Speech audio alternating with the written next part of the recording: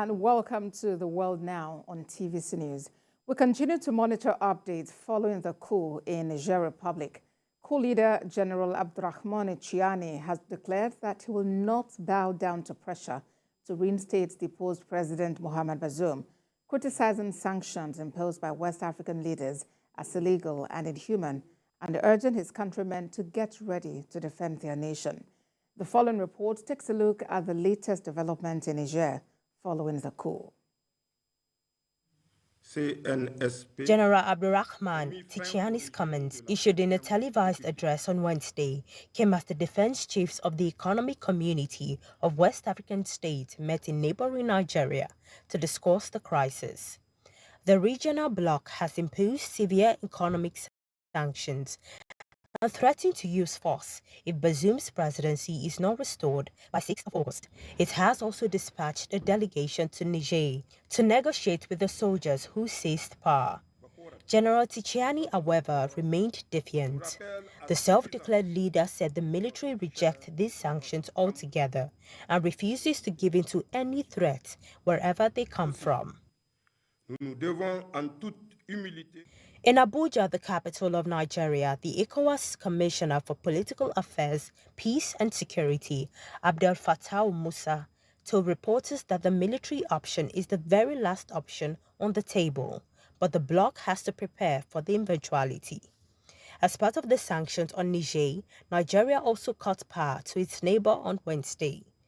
Despite ECOWAS' hardline response, military-backed governments in the region have supported General Chiani, with Mali and Burkina Faso saying that any foreign intervention in Niger would be considered a declaration of war against them too.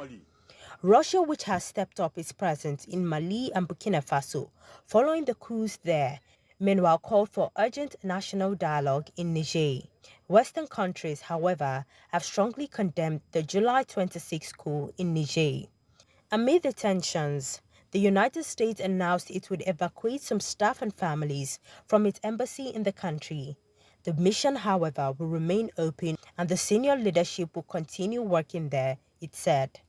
European countries, including France, Italy, and Germany, have also been evacuating their citizens, with the first military planes carrying evacuees landing in Paris and Rome on Wednesday. The French Foreign Ministry said nearly 1,000 people had left on 4 flights and said a 5th evacuation was underway. There has been no announcement of a withdrawal of foreign troops, however. For joining us to discuss the latest developments in Niger following the coup is our foreign affairs correspondent, Moyo Thomas. Moyo, it's more than a week now since that coup in Niger Republic, and more countries are ordering evacuation of their citizens. Fill us in on this. And is the Nigerian government considering this also? I think that is where the concerns of a lot of people are at the moment. If Nigeria government, being the chair of the ECOWAS Authority of Heads of State and Government, actually carry out the military action threat that was given at the last ECOWAS meeting.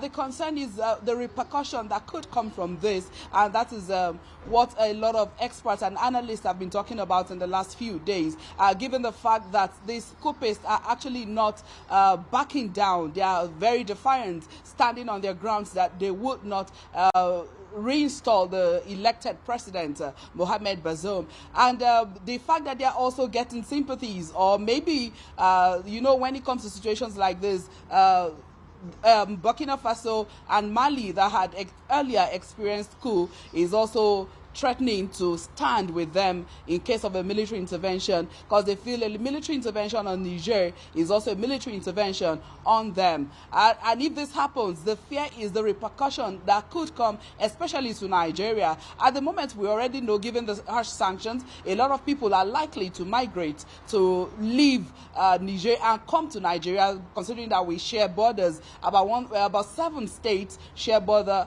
between Nigeria and Niger. There are about 7 states that share border, and is about the longest land border with Nigeria. That's about over 1,600 kilometers of land borders. And you know, it is not easy to have to check these borders. So incursion would actually in Nigeria, but most importantly is what could happen from terrorism.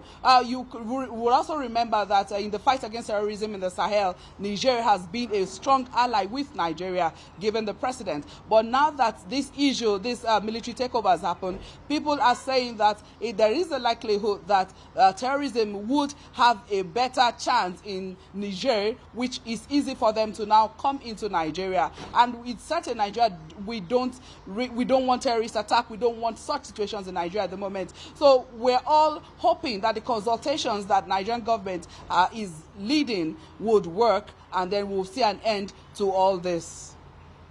Well, Moya, we know that Nigeria has already cut off power supply to Niger. But then also, could you talk us through the highlights of that meeting between the chiefs of defense staff of ECOWAS states? Yes, after the meeting that they held on Sunday, the Nigerian government has also sent delegation to Niger to have talks. And in the course of the week, the Chadian leader was also in Nigeria to meet with Nigeria's president. And it's certain that the talks is also on consultation with Niger and ensuring that all this ends. We just hope that all these consultations and the sanctions that has also gone on, Nigeria has already cut off electricity that it supplies to Niger. And one other thing that I need to also remember to talk about is the fact that people are worried about these actions on the citizens of Niger. Over 27 million people in Niger are also suffering this brunt. The land borders are closed. It means trade is affected.